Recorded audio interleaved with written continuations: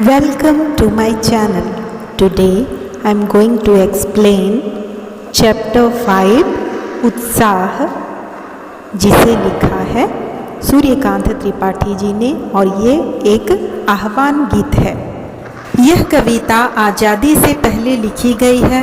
गुलाम भारत के लोग जब निराश और हताश हो चुके थे तब उन लोगों में उत्साह जगाने के लिए कवि एक ऐसे कवि को आमंत्रित कर रहे हैं जो अपनी कविता से लोगों को जागरूक कर सके, उनमें उत्साह भर सके, उनका खोया हुआ आत्मविश्वास दोबारा लौटा सके। ठीक वैसे ही जैसे भीषण गर्मी के बाद आकाश में बादलों को देखकर लोगों के मन में एक नई आशा, नए उत्साह का संचार हो जाता है और बादलों के बरसने से धरती में नया अंकुर फूटने लगता है और आसमान में बादलों को देखकर गर्मी से बेहाल लोगों का तन मन भी आनंद से भर जाता है। तो आइए पहले इस गीत को सुनते हैं। बादल गरजो, बादल गरजो, बादल गरजो, घेर घेर घोर गगन धरा धरो, ललित ललित काले घुंघराले बाल कल्पना कैसे पाले, विद्युत छवि उर्मे कवि नव जीवन वाले, वज्र छिपा नूतन कविता फिर भर दो, बादल गरजो, बादल गरजो, बादल गरजो। विकल विकल उन मन विश्व के निदाघ के सकल जन, आए अज्ञात दिशा से अनंत के घन, तप्त धरा जल से फिर शीतल कर दो, बादल गरजो, बादल गरजो, बादल गरजो, बादल गरजो, बादल गरजो, बादल गरजो। बादल गरजो, घेर घेर घोर गगन धराधर ओ। उपरोक्त पंक्तियों में कवि सूर्यकांत त्रिपाठी निराला जी ने उस समय का वर्णन बेहद खूबसूरती से किया है जब बारिश होने से पहले पूरा आकाश गहरे काले बादलों से घिर जाता है और बार बार आकाशीय बिजली चमकने लगती है। कवि बादलों से जोर जोर से गरजने का आह्वान करते हैं। कवि बादलों से कहते हैं कि हे बादल, तुम जोरदार गर्जना करो, जोरदार आवाज करो और आकाश को चारों तरफ से पूरी तरह से घेर लो, यानी इस पूरे आकाश में छा जाओ और फिर जोरदार तरीके से बरसो, क्योंकि यह समय शांत होकर बरसने का नहीं है, इसलिए तुम जोरदार गर्जना करो, गर्जना के साथ बरसो। अपनी गर्जना से सोए हुए लोगों को जागृत करो, उनके अंदर एक नया उत्साह, एक नया जोश भर दो। यहाँ पे इन पंक्तियों में घेर घेर घोर गगन में अनुप्रास अलंकार है और घेर घेर पुनरुक्ति प्रकाश अलंकार है। ललित ललित काले घुंघराले बाल कल्पना के से पाले, इन पंक्तियों में यहाँ पर कवि ने बादलों के रूप सौंदर्य का वर्णन किया है और उनकी तुलना किसी छोटे बच्चे की कल्पना से की है।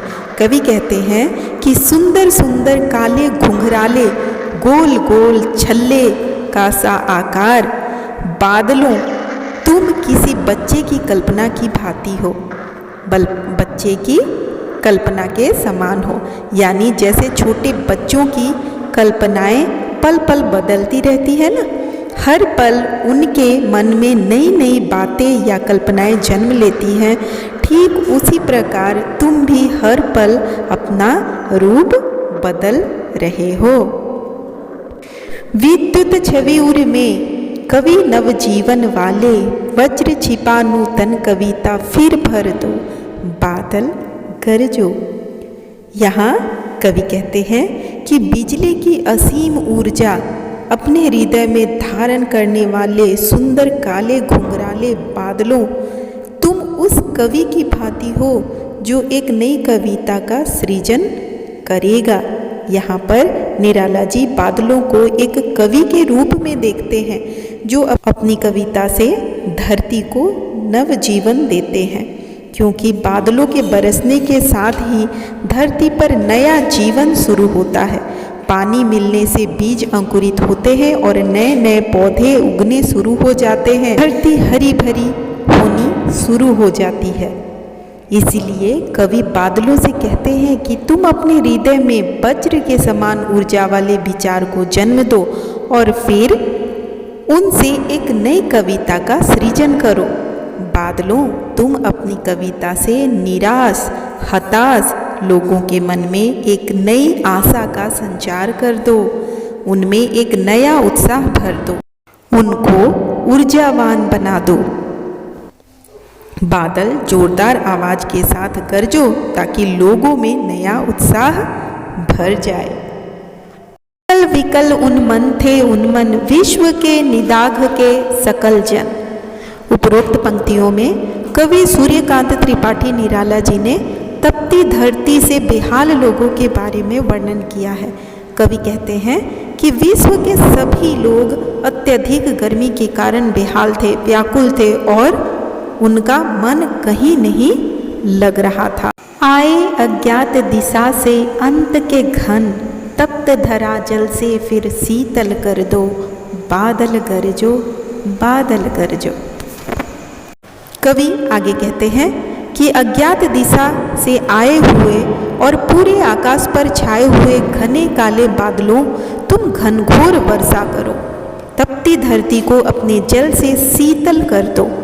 बादल, तुम जोरदार आवाज के साथ गरजो और लोगों में नया उत्साह भर दो। यहाँ पर बादलों को अज्ञात दिशा से आया हुआ इसलिए कहा गया है क्योंकि बादलों के आने की कोई निश्चित दिशा नहीं होती, वो किसी भी दिशा से आ सकते हैं। धरती पर वर्षा हो जाने के बाद लोग भीषण गर्मी से राहत पाते हैं और उनका मन फिर से नए उत्साह व उमंग से भर जाता है। इस कविता के संदर्भ में कुछ बातें जानना भी जरूरी है। यहाँ पर इस कविता में सूर्यकांत त्रिपाठी निराला जी एक क्रांतिकारी कवि माने जाते हैं और वो समाज में बदलाव लाना चाहते थे, लोगों की चेतना को जागृत करना चाहते थे। गर्जना शब्द यहाँ पर बार बार यूज हुआ है, तो गर्जना शब्द क्रांति, बदलाव और विद्रोह का प्रतीक है। इसीलिए वो बादलों से फुहार और रिमझिम या बरसने के स्थान पर गरजने को कह रहे हैं। और क्योंकि बादल भयंकर गर्जना के साथ जब बरसते हैं तो धरती के प्राणियों में एक नई ऊर्जा का संचार हो जाता है और लोगों का मन एक बार फिर नए जोश व उत्साह से भर जाता है। कवि बादलों के माध्यम से लोगों में उत्साह का सृजन करना चाहते हैं और एक नई क्रांति लाने के लिए लोगों का उत्साह करना चाहते हैं। इसीलिए इस कविता का शीर्षक भी तो उत्साह रखा गया है।